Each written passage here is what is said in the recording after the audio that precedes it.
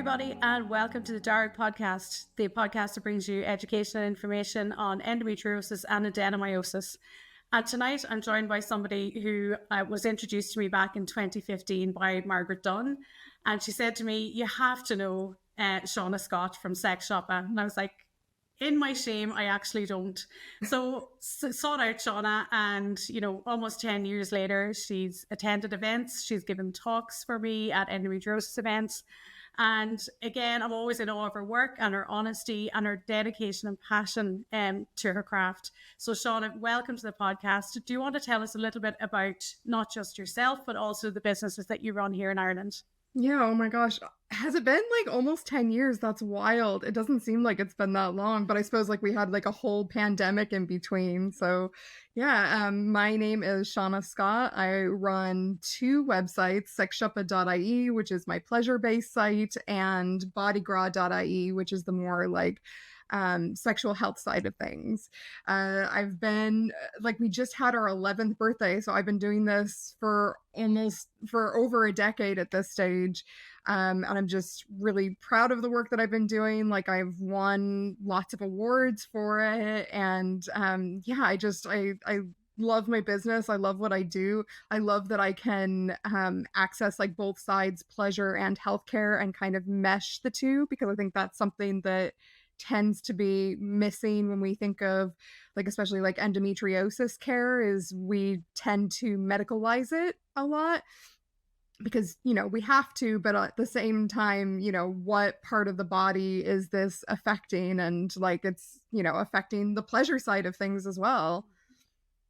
Yeah, absolutely. And that was one of the things I think that when we chatted about, way back then, was that we know that painful sex is a huge thing for people with endometriosis. And we also know that, we've got chronic fatigue, you're just feeling rubbish of a day. So any little bit of pleasure that's left in life sometimes can be taken away from people. And I think this is again where starting to explore the body again and explore it in a very safe way is important. And I think that was one of the things that when I looked up your site first, I was like, this person gets it. She has body safe toys. She has, all the lubes are, they're vegan or they're body safe. There's, really good ingredients. And we know people with endometriosis can be chemically sensitive. We certainly know around vaginal and vulval tissues as well, to any irritation at all is going to add to any of those sort of spasms and pains and that. So take me through why body safe toys are important, first of all, and, what's the difference, say, between something we could pick up in a very popular pound shop or that we would go to your website and buy?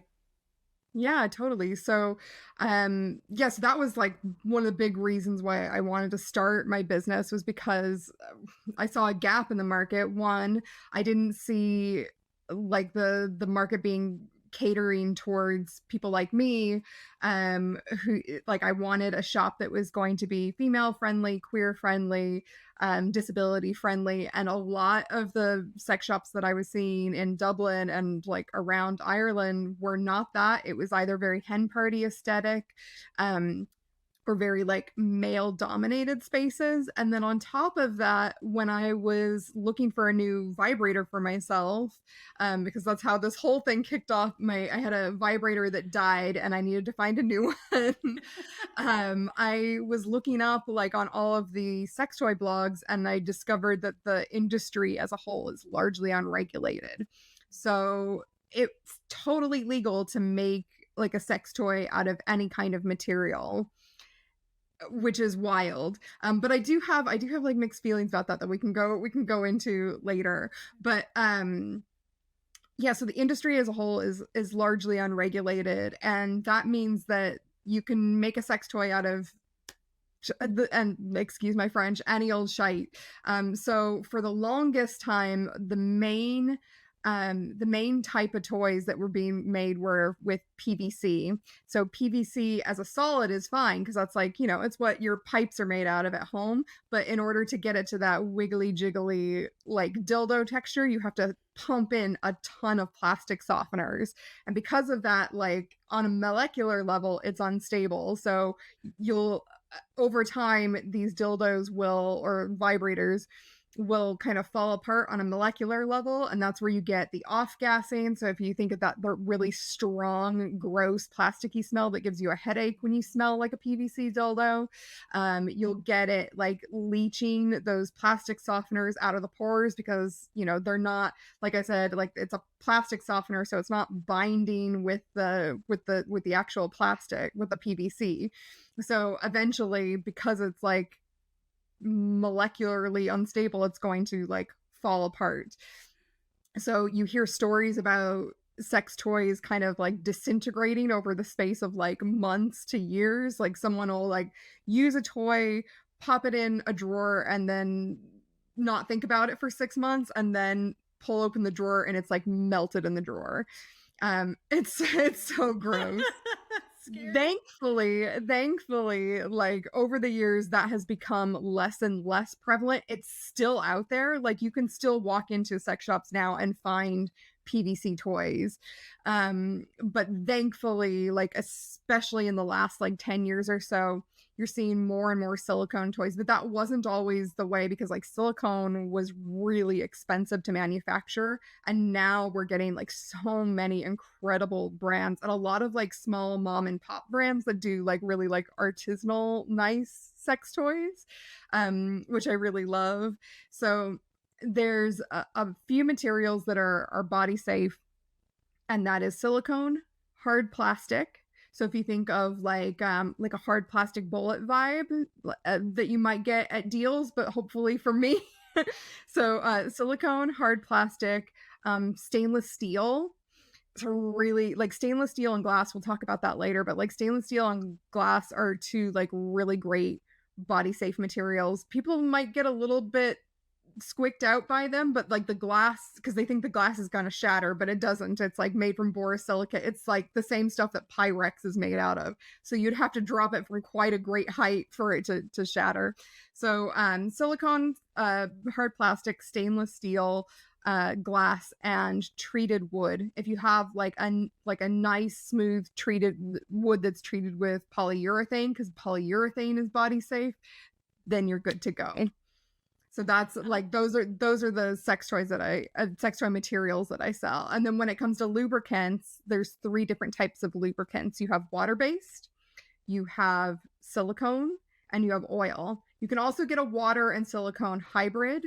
But if you're using a sex toy, I tend to recommend people go with like a water-based or an oil-based, because if you have a silicone sex toy and you use a silicone lubricant with a silicone sex toy, it's gonna degrade your so silicone and silicone, no, but silicone is a really, really great lubricant for people who have chemical sensitivities, because on a molecular level, it's the molecules are like, it's too big to absorb into the skin, so it just sits on top of it. Kind of like when they put like silicones in your hair conditioner, because it can't actually penetrate the hair, and so it just sits on top and like makes it nice and soft like that. And we see silicone in some sort of like barrier creams as well, you know, for skin and stuff like that. And Yeah. lovely slip feel to them as well. So in the likes of lube and stuff like that, anything that's going to reduce the friction and reduce that level of sort of potential level of tearing as well too. If somebody is quite, dry, friable tissue, anything that's going to make that sort of better. So in terms of, using sex toys and using lube together, so you can mix and match, within the constraints that you've already given us.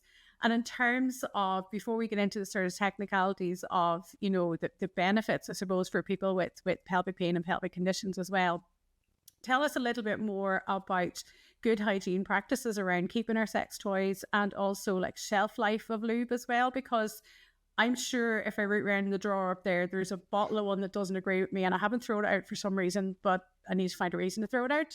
Yeah. So, I'm the same. I am terrible for like using out of date lubricant. I'm like, this is only out of date for a few months.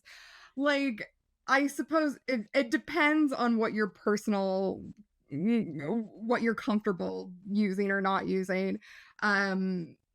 Like realistically, unless you're keeping your lubricant next to a heater, like next to a radiator, or like in the freezer or something. I wouldn't say if you had a bottle of lube that's like a week or two out of date, that's not gonna hurt. It's not gonna hurt you. But just be aware of it, like especially with like an oil-based lubricant, you can kind of see it'll separate. So you'll have like a liquidy bit on top and then more of a solidy bit on bottom. That kind of happens with peanut butter too, funnily enough. Yeah. Like anything with an oil, like the oil bits will like separate from the solid bits. So just something to be aware of, like especially around like oil-based lubricants. But typically like water-based lubricants, it kind of depends from brand to brand. I don't think Sliquid have a shelf life labeled on their lubricants, but I know Yes do. So I think it just kind of depends brand to brand. But again, like if you're using your lubricant a few weeks out of date, I don't think it's going to hurt you too much. Well, that's a good tip. And tell me, is there anything in particular in lubricants? Because, you know, you go into any sort of shop and you're bombarded with all sorts of choices, and then we get, you know, promoted ads online, and it's very, very hard to know as a consumer, and especially as somebody who, again, you know, may be quite sensitive or may not know that they may react to a particular ingredient. And certainly, you know, when I chat to women, and I chat to people who use lube as well, they'll say to me, oh, here, hang on, this is going to trigger off, you know, either a UTI type feeling, or it's going to trigger off maybe like a, you know, a feeling like a yeast infection, or it's actually going to cause more irritation. So is that down to a particular ingredient or maybe a particular type not suiting somebody? Yeah, so like there's a couple ingredients that tend to be quite problematic when it comes to irritation, and that's glycerin and parabens. Like I have been very careful to only stock like brands that are glycerin and paraben free. Glycerin is a sugar alcohol, and that can mess with your pH balance. So if you're quite thrush prone or irritation prone, probably wouldn't use like a water-based lubricant that has glycerin in it. I also just don't like them. Even if you don't have problems with irritation, I just don't like them generally because that glycerin makes it go like sticky after a while, you know, like the kind of I don't want to like name names because I don't want to get sued, but you know the ones like the main brands that you would get in a chemist tend to go quite tacky very, very quickly, and you really don't want that, like especially if you are experiencing irritation or any kind of like pelvic health condition. The last thing you want is to have to be reapplying lube like every 20 seconds or so. Yeah. Oh, that's it. Like it's torturous enough as it is, like without adding that into the whole mix. And I think too, one of the things that, you know, certainly I found from chatting to people as well is try and patch test, or at least, you know, do that sort of tackiness test on your hands at a time where you're totally away from any sort of sexual activity. You know, get the package out, have a look at it, look at the ingredients, and make sure that, you know, it's not going to cause any irritation, and that it is sort of, it's suitable and it feels nice as well too, because I think that's important. Yeah, I actually, since I've spoken to you last, I've actually gotten in a new brand that I like.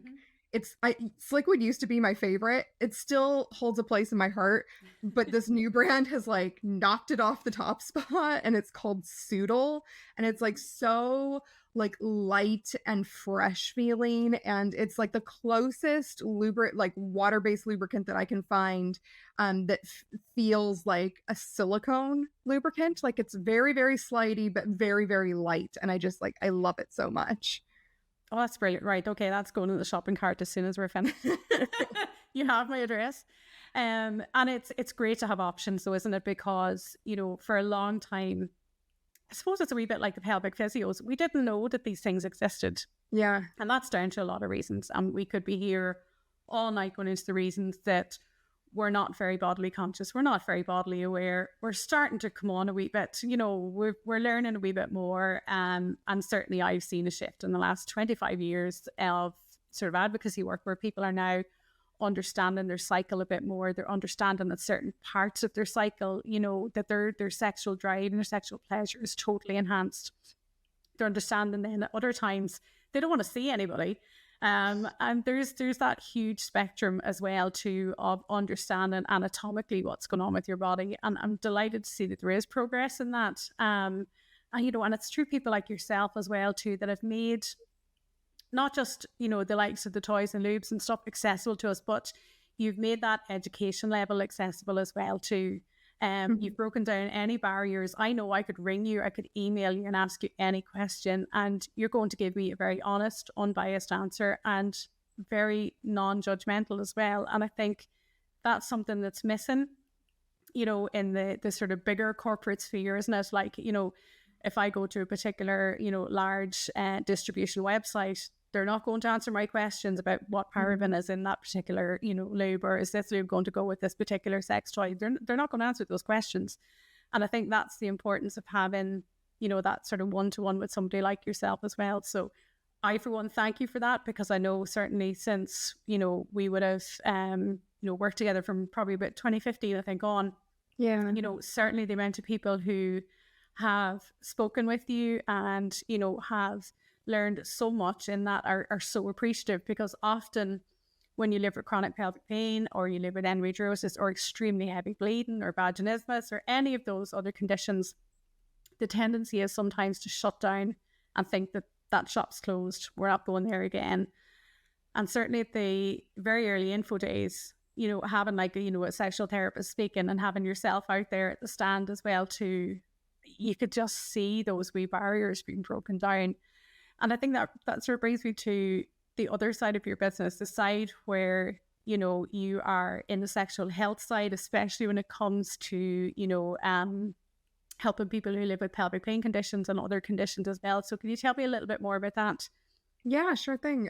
Well, first of all, like, thank you so much. Like, that really means a lot to me that, like, you're getting feedback from people who have, like, visited my site. Like, that just means the world to me, because, like, I'll be honest with you. When I started the shop, I think my parents were a bit worried about me, because they're like, you're not a natural salesperson, and I really am not. I've worked in retail my whole life. I've kind of hated it my whole life, and but I think what sets me apart from, like you said, like a lot of like corporate entities, is like, I will give you my honest opinion on something. I only buy in products that I can stand over, and that I like really believe in, because otherwise it's just, I can't do it. I can't recommend them. So it's been really, really great. And like, especially people with like, with endometriosis and other like gynecological or like pelvic health issues. I, thankfully do not have any of those issues.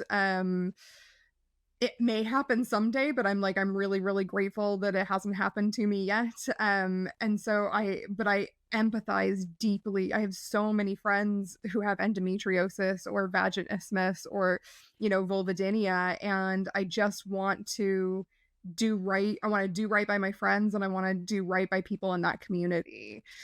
So that was really important to me.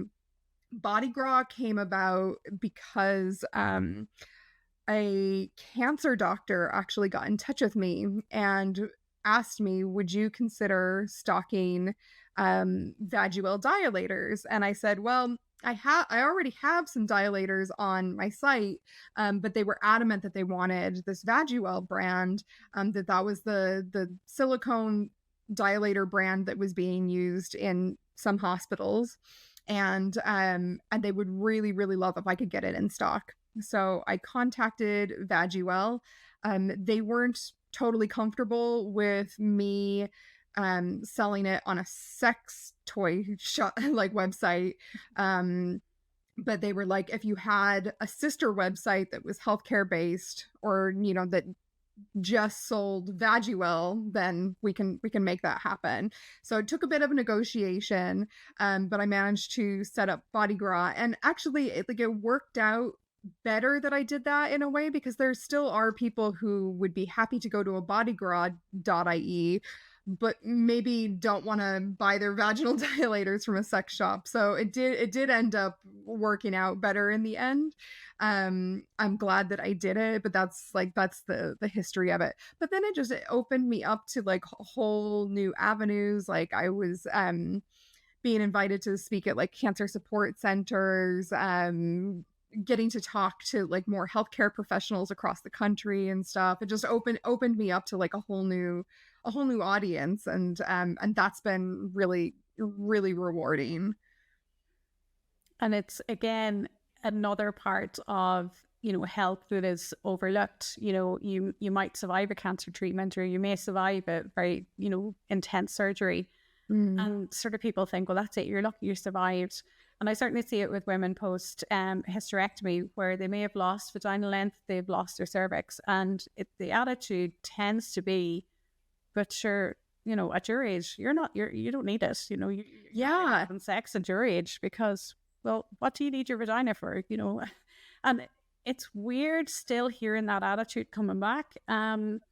And it's shocking, you know. And so it's good to hear that there are, you know, oncologists and gynecologists out there who are thinking of their patients, and, you know, thinking that we need to have a way to get them, you know, something like the vaginal dilators to actually help again, you know, to restore that sort of vaginal length and the vaginal function as well too. So it's important to have that, isn't it? Oh, for sure. Like it's been really inspiring to see the doctors that are just like so enthusiastic about this. And then a little disheartening to hear from patients that they're still, it's like they're having to fight every single day and like advocate for themselves and be like, I am a sexual being. Please treat me as such. Like treat me like an actual human. Like you said, if you get cancer in your 40s or 50s or 60s, like you said, they're just gonna be happy that you survived. And but like another thing, like um oncologists and surgeons, they're not trained like we think that like doctors know everything. And they're, especially with surgeons, they're trained for that very specific task. They are wanting to get that cancer out of you, and they are incredibly good at their job, but they mightn't be good at talking about sex with their patients and how that is going to affect them emotionally. And that's where we need like more holistic supports, more mental health supports. That's why I really like I'm friends with Jacqueline Daly, who runs the East Galway Cancer Support Center in Ballinasloe, and they just do incredible, incredible work there. But like, you know, that's one cancer support center. We need more of that, like across the board. And I know like all the cancer support centers are doing great work, and I just know one of them, but I want to get in touch with more of them. But it is what's needed, isn't it? It's one of those things that you don't know what you don't know. And Yeah. if I don't know that those sort of supports and services are out there, it's going to be really difficult for me to even imagine that there's a possible support or treatment or anything like that as well too. And I think, you know, we tend to think sometimes that as, and I'm going to put the inverted commas around patients here, that we maybe don't deserve that sort of level of pleasure, that, you know, deserve that level of sort of sexual functioning as well too. And I think a lot of guilt comes with that, a lot of stress comes with it. And, you know, and certainly if you've got, if any sort of sexual activity triggers pain or triggers any sort of an emotional response, you know, that is something that needs a huge holistic service. And look, Mhm. you know, my feeling on endometriosis is it's a total systemic disease, head to toe, mentally, emotionally, physically, societally. There's so many aspects to it. And I think that's where, you know, again, like that sort of, you know, if we have a good specialist clinic within this country where we can actually refer people out and point them in the direction of getting that additional support would be fantastic. So in terms of pelvic health support and, you know, the likes of the like dilators that are, you know, sort of that you would stock as well too, like, and some of, you know, like the likes of the ONUT as well, Yeah. which is another sort of thing that we know we have on your site as well too. And even as well too, like I'm not sure the brand name, but you've got a brilliant mat as well too. When I seen that, I was like, the adenomyosis girlies are going to like that, because it is one of those things when you've bled absolutely everywhere, you think, yeah, that could be very useful. So it's Yeah, not, the it's not even limited, is it? It's there's so many aspects. Yeah, they're like you said, it touches every aspect of your being.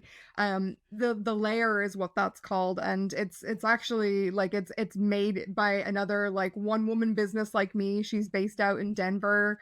It's fantastic. Like I've road tested it with like big old glasses of water. I did the whole like period commercial thing where you just like lay it out on a table and dump it, and that thing can hold a lot of liquid. And so like there's like no amount of bleeding that you're going to do unless you're dying and bleeding, or unless you're cutting your femoral artery, and even then it can probably hold however many pints of blood you have in your body. But yeah, like it's a fantastic product. And like the onut as well, if you are someone who is, you know, suffering from pain because of penetration, the onut is great. Just it's like actually let me go get it. I'm gonna take a timeout and I'll go get it. Be right back. Okay, so for anyone who is unfamiliar, this is the onut. It is a set of interlocking, squishy bumpers that a male partner or any partner with a strap-on harness can stack up. And imagine this is your penis or your sex toy, and they just go on like this and interconnect like sexy Lego. And it just helps to create a bumper. So it's making it so that you cannot penetrate past those however many. It comes with a set of 4, so you can customize your penetration depth. And it's just been such a game changer for folks who, like you said, have like a shortened vaginal canal, or just experiencing pain like against their cervix. Nobody likes that feeling of like bottoming out, especially like when you're going through pain. If you're like on your period and you like are cramping up so bad, like it's just not a fun, pleasant experience. So Ona really helps with that. And it's I remember when this came out first, and I was like, this is such an innovative product, and it's so simple when you think about it, and it's lovely. I love the squishy material of it as well too. It's really, really nice. It's really nice. They've actually, so the company have changed their name to the Pelvic People because they're going to be launching a new product soon. I think this is going to be the first in like a line of new products coming out in the next like year or two. I'm really, really excited about it. They're just like such a great inspirational company. It's great to see, isn't it, that, you know, there is an interest now in sort of pelvic health and sexual health that, you know, wasn't there before. And it's so good to see it. And where a company is thinking ahead as well, and that little bit of ethics and a little bit of, you know, sort of pride as well in their products, which is really, really nice. I like Yeah. to see that. Like, and it always, like, it's always gonna take someone who's experiencing this, like Sarah, who runs Ona now, the Pelvic People. I think she had endometriosis or vaginismus as well. And that was just something that just consumed her life. And so she was like, there is a market out there. There are people that are just like me, like all over the world. And we're not going to suffer in silence anymore. And she went through a lot of like product testing, and like just years and years of hard work, and then came out with like the most incredible product that's just been a lifesaver for so many people. Mm-hmm. And again, you know, I've seen, you know, chatting to people as well online about using the Onut as well too, and sort of saying that they've used it even, you know, themselves alone with sex toys, just to give them that little bit of comfort to say, look, this is my safety zone. I know where this is, you know, going to stop. And it's sort of, again, it's like anything that's going to build back your confidence is so important, isn't it? Yeah. And just to even, yeah, like you said, like have that control, to take that, some of that control back is just so powerful. And it is, you're rebuilding a relationship, not just, you know, with your partner, but also in your own, you know, headspace as well too, is rebuilding that sort of trust that the pain is not always going to be triggered, or that, you know, the pain is always going to interrupt and stop things. Because again, we have so many tools that we can use, from the likes of pelvic physios or, the sexual therapists. We have good products like from yourself that we can sort of go, hang on a minute, yeah, need a bit of extra lube here, might change to this, well, might do this.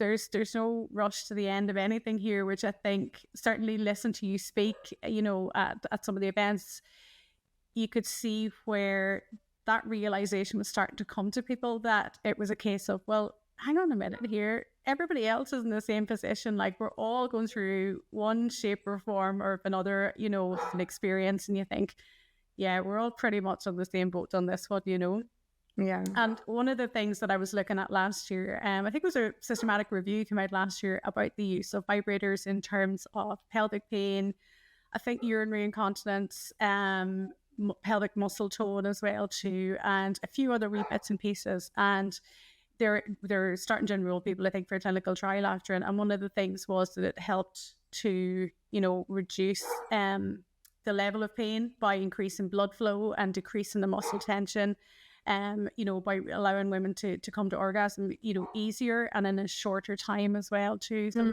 like, all really good positives. And in terms of, say, somebody, again, very sensitive skin, or, maybe, again, that high level of pain, are there particular vibrators that you would recommend? Or is it that there's like a one size fits all approach, or are we all just too different? Yeah, so there isn't like one size fits all, because everybody is their own like special snowflake. It's kind of based on a combination of things, like what you like and what you need. So if you are experiencing pain during penetration, you might want something that is used to penetrate. You might just want something that's like external stimulation. If you're someone who likes G-spot stimulation, you might want an internal toy. Then there's also like sensitivities. So if you're someone who's highly sensitive, there's no point in getting like a Doxy mains powered wand vibrator, because that's not going to be great for you. Equally, if you're someone who experiences low sensitivity due to like nerve damage, let's say, you're not going to want a toy that's going to be very like low battery powered, like a buzzy little bullet. You might need something in between. You might need something stronger. So it's just, when I work with people to try to figure out what it is, like what toys would be best for them, I tend to ask them a few questions like that before I recommend anything. I can't just say like, this is the toy you go for and just like sell that same toy to everyone. Now, that said, there is like a new type of toy that's been out on the market for the last number of years, those like sucking vibrators. So the way they work is they use air pulse technology instead of like traditional vibration.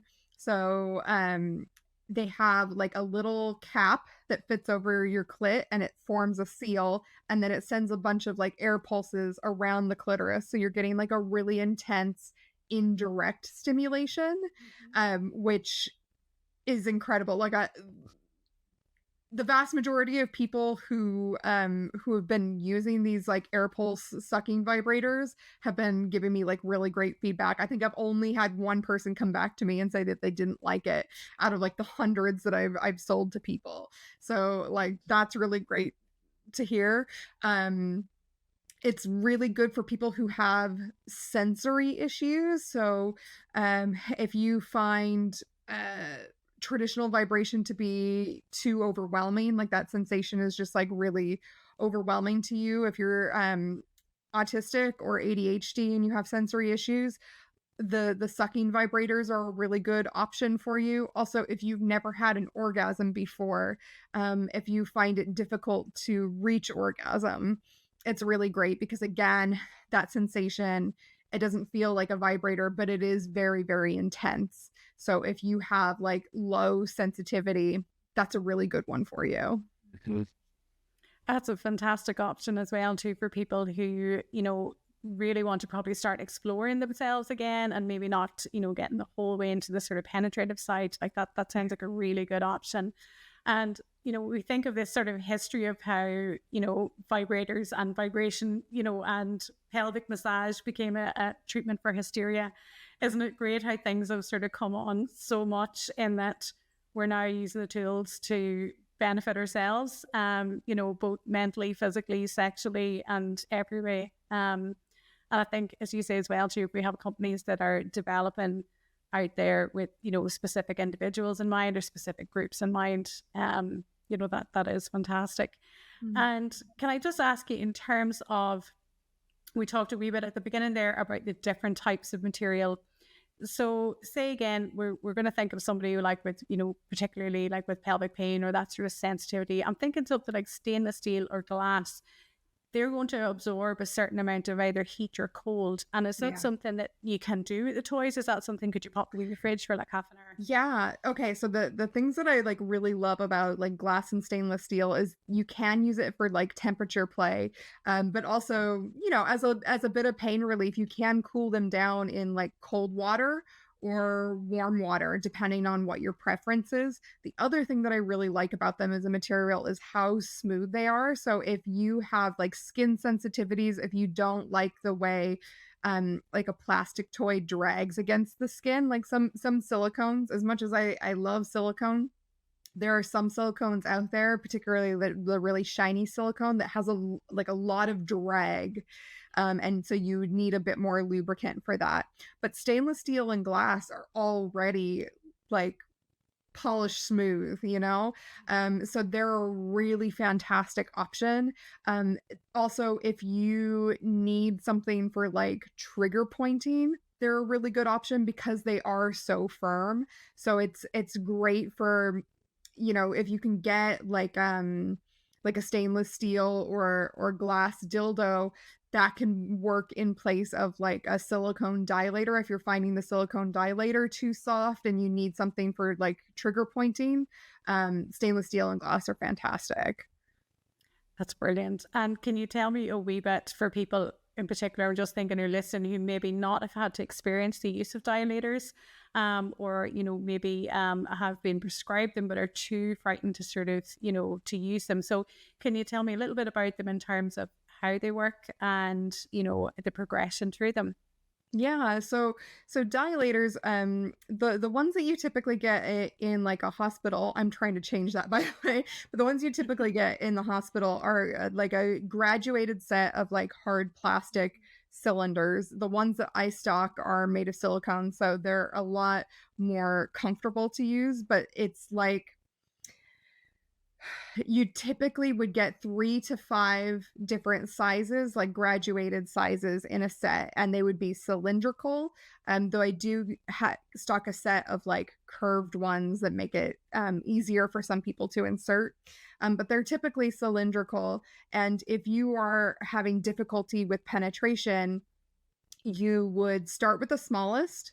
And if that is like comfortable for you, you would work up until it's uncomfortable. And then you go back down one and you keep using that until it's comfortable to like move on to the next. And I think like I'm not a healthcare professional, so I'm not exactly sure like what they are prescribing, but typically I think it's you would use each size for like 2 weeks and then try to move on to the next one. But also, like anything, like healing is not linear. You may have some days where you can go up a step and you may have days when you need to go back down a step. And that's totally normal. And the goal is to just open up that vaginal canal like a little bit wider each time. Yeah. And again, too, I think if you have a device, no matter what it's for, that you can actually stand looking at and it's not going to grate on your skin and you're not going to feel that it's very clinical as well when you look at it. Yeah. That's very important. And certainly from looking at your website, like, the even the colors and the softness of silicone as well too, just seems that little bit easier to sort of approach, I think, as well, isn't it?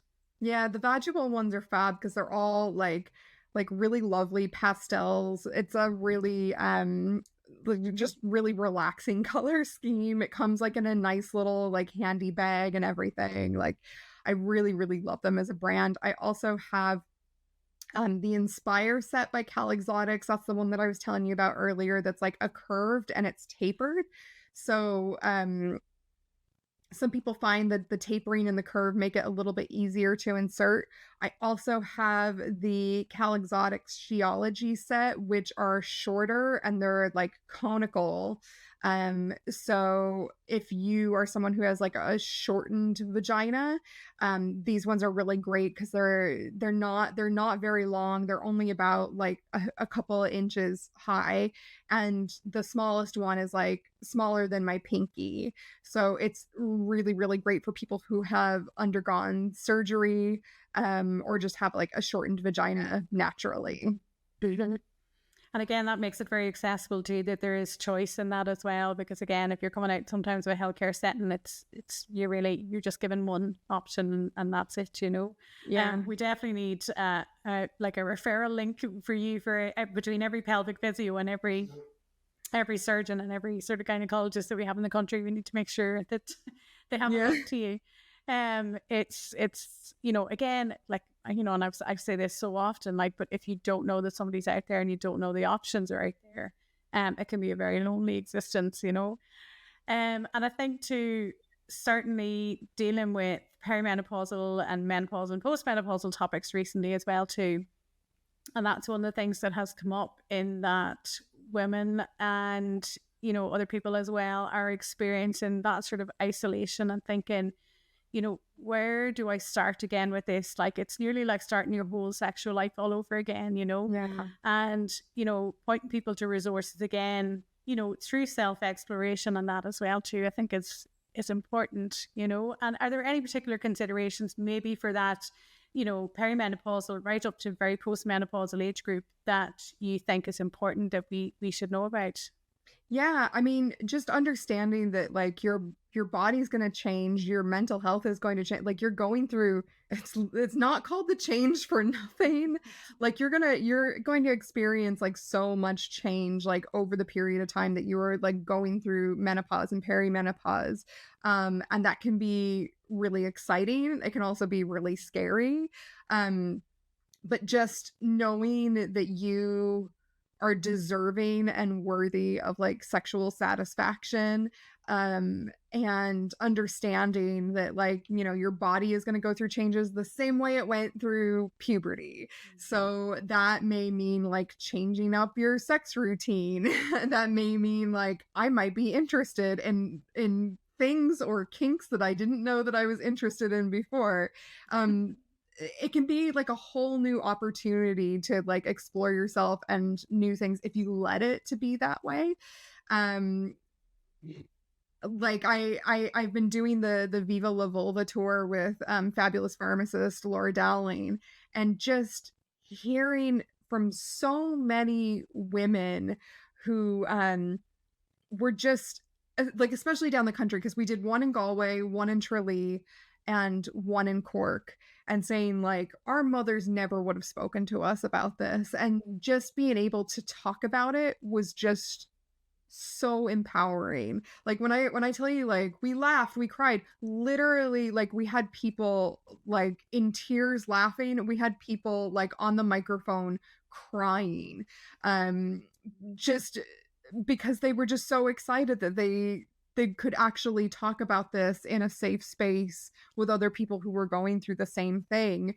I recently, like I had people buying sex toys for their mothers or like other family members and friends and stuff, like at the event.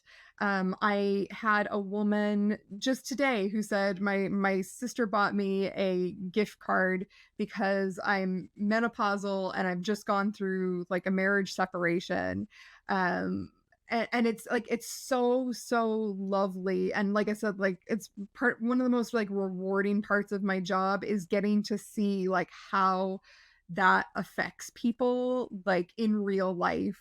I think oftentimes sex toys are seen as kind of like a frivolous luxury, but it can really be life changing for people who never even consider that they could put themselves first and like advocate for their own pleasure.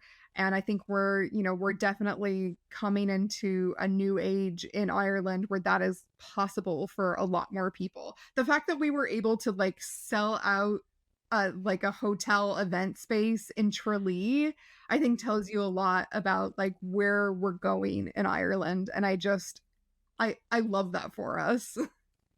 It's fantastic the changes that like in even like a very short space of time, like it really is. And I know certainly the first time I had a sex therapist speak at an event, the men really shuffled in their seats and a lot of people left. And I was Yeah. like, that's okay, that's fine. Next year came, we had a few more stayed. The following year, the place stayed absolutely packed out. And it's, yeah, we are seeing progress. So women certainly in that sort of perimenopausal, menopausal sort of phase as well, too, very similar to people who are, maybe diagnosed with endometriosis or adenomyosis early as well, too. They often haven't met anybody else, or they think they haven't met anybody else, and they haven't spoken out loud about it. And that emotional release is something else when you connect with somebody who's gone through something the same as you, isn't it? And that really is the human condition, isn't it? Like, if you see somebody who is gone through something pretty much the same as yourself, like it is overwhelming, and great to see so many conversations like this happening around the country and facilitated again by very strong women and very strong individuals. And we do have to sort of, I think, thank social media for some of that, but we also have to thank the generation coming behind us for kicking our ass and making sure that we are catching up with them. Like, so I think that's where it's going to be a big change. Talk to me a little bit about social media. And I had missed you for so long on Instagram, and I was like, where did you go?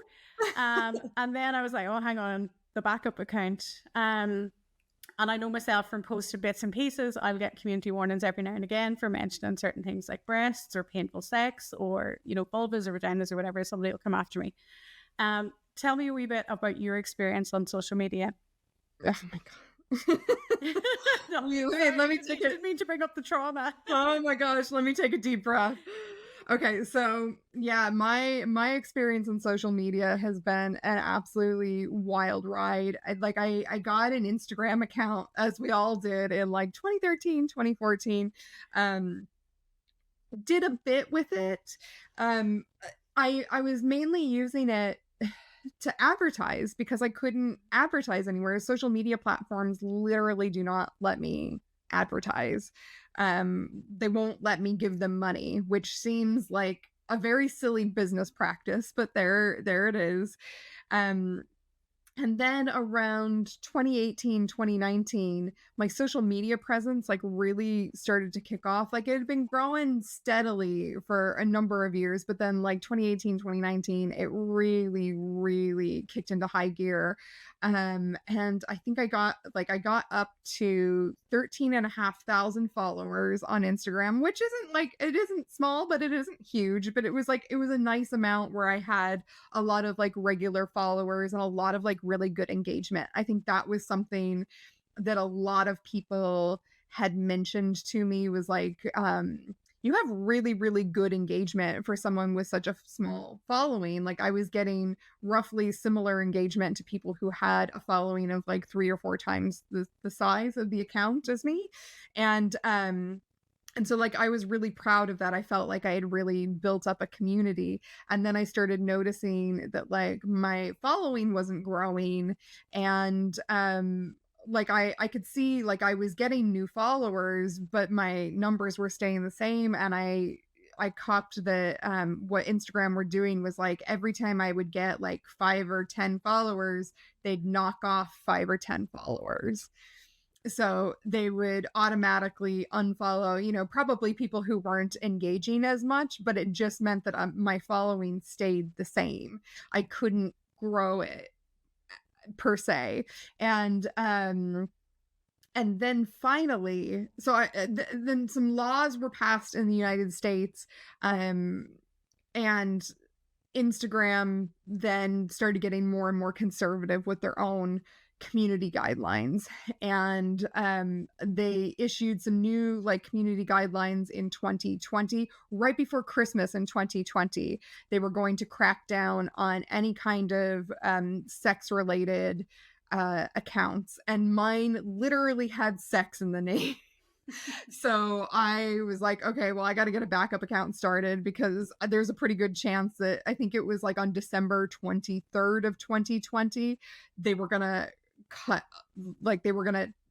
delete a load of like sex related accounts. And I was like scared that mine was going to be one of them. So I started up the backup account, did a few posts, but then I sort of, once December 23rd came and went and they didn't delete my account, I was like, okay, breathe a sigh of relief. But then I was noticing like over the next like year or two, I'm like, oh, I'm not gaining any following. My engagement is really, really down. And I just kind of all but gave up. I was like, I don't think, like, even if I was to use my backup account, I don't know what I would do with it. Am I going to get shadow banned the same way I have been with my regular account? TikTok is even stricter than Instagram was. So it's like when I joined TikTok during lockdown, the first couple of posts the first post I did was about dilators, and that immediately within 30 seconds of me posting it got a community guideline. So I already had like red marks on my name from the second I posted on Instagram, or the second I posted on TikTok. So I was just like, okay, my TikTok is going to be my personal TikTok. I'll use Instagram for business, and never the twain shall meet. And then last year, I finally got a notification from Instagram saying that they were no longer going to be showing any of my content to anyone who didn't already follow me. And if they were going to search for me, like they have to they basically have to know that I'm already there. I couldn't just grow organically. And so I'm like, well, that's it. That's me dead in the water. Time to like bust out the backup account. So I did that, and I don't know, like there was something about that message, that notification, that I was just like, no, I need to get back into this. Like I can't let them win. So it's out of spite more than anything that I'm just like, I'm keeping going, because like I'm sure, like you said, yourself, the way they treat sex education is just deplorable. Like they would categorize it under the same categories as like drugs and firearms. It is, and it's scary when you see some of the stuff that actually makes it through on TikTok and makes it through on Instagram, and you're like, hang on a minute here, I'm just chatting a wee bit about, the vulval area here. No, can't do that. Well, I have a trick that I think has helped me with my backup account. I set my gender to male. Oh, might try that. Yeah, try it. I saw like there was I can't even remember like where I watched this video, but they were A/B testing like different accounts, like if they set their pronouns as like she, her, or they, them, or like male or whatever, what would get flagged for community guidelines and what wouldn't. So they'd put up like the same two photos and wait. And typically if you have like a female account, it gets taken down. If you have like a male account, it stays up. So give that a go for anyone who's like watching or listening who has an Instagram, like a slightly spicy Instagram, like set your gender to male and see how you get on.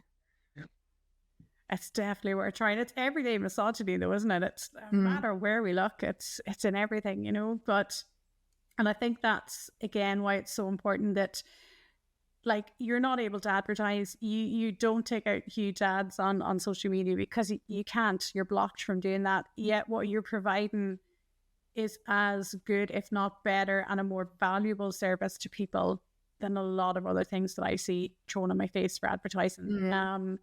And certainly without, the likes of, like, say, like, again, from the healthcare point of view, healthcare professionals or the likes of advocates like myself, or, a whole sort of, sex positive community within Ireland, unless we know you're there, it's very, very difficult to get the word out. So I'm going to pop your contact details in the show notes, and that'll include your Instagram handle and all that. And again, I suppose just to reaffirm for people that, you know, it's okay to reach out to you by email or phone, or do you have a preference, or what's the best way to get email? Like I've had to like stop giving out my phone number just because I was getting like so many phone calls, and like I have gotten like busier, so I'm not able to get to the phone a lot of the time, but like email is probably the best. So it's just like hello@sexshoppa.ie. Like I try my best to get back in touch with people within 24 hours, but sometimes like busier times of year, like Christmas and Valentine's, it could take a day or two for me to get back to people, because like that's the other symptom of being a one woman business. Is like, it's great because you know you're going to get the personal touch, it just might take a day or two. Oh no, that look, even in that, in business terms, that's an amazing turnaround time. Like, and I say, like a one-woman business, it's an absolute credit to you. And again, I think just reaffirming that, you know, you are so approachable and your business is so inclusive as well too. Like, we're talking, you know, all genders, you know, all sort of backgrounds, no matter what. I think, you know, any question I've ever thrown at you and I've seen thrown at you, you've answered with absolute ease, and, you know, with great comfort as well to the person asking the question. And in terms of, and I know this comes up in a lot in sort of people who are ordering things online, you're always like, is the postman going to know that I've ordered from Shawna? So I know your website tells me that he's not going to know that, but I have a very good postman, so will he know? He shouldn't know. Hopefully not. I don't even put a return address on the outside. It's literally just like plain brown box, your address, and like the postal label, and that is it.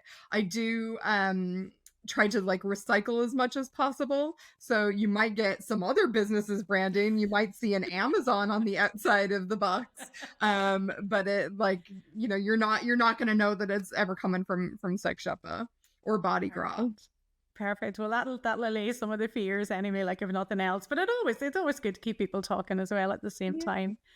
Shawna, it has been an absolute pleasure to chat to you again. And as always, I learned so much from chatting to people on the podcast. And, you know, again, like yourself too, I always have great fun speaking with you. I learn more, and I now have another new brand to try out. So I will be straight over to sexshoppa.ie at the end of this. Shawna, thank you so much for joining me. And thank you so much for having me. No problem. Thank you for listening to this episode of DEARG.